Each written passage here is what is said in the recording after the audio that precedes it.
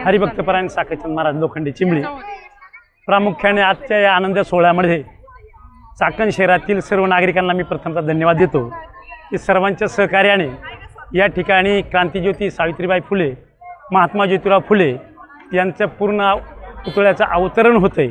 आणि याच आनंद सोहळ्यामध्ये खऱ्या अर्थानं संपूर्ण चाकण शहर, पंचक्रोशी, पुणे जिल्ह्यातील सर्व जाती धर्मातील मंडळी या ठिकाणी आलेले आहेत।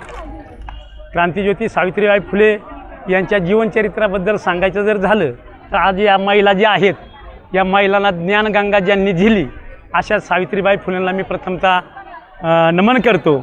आणि ही ज्ञानगंगा दिल्यामुळे आज या ठिकाणी आमच्या ह्या सगळ्या माता भगिनी जी आहेत त्या संपूर्ण एक वाघिणीचं दूध असतं, वाघिणीचं दूध गुरगुरतं तशा पद्धतीने पूर्वी जो समाज की महिलांना जे काय अधिकार नव्हते ते अधिकार आमच्या क्रांतिज्योती सावित्रीबाई फुलेंनी या महिलांना दिलं।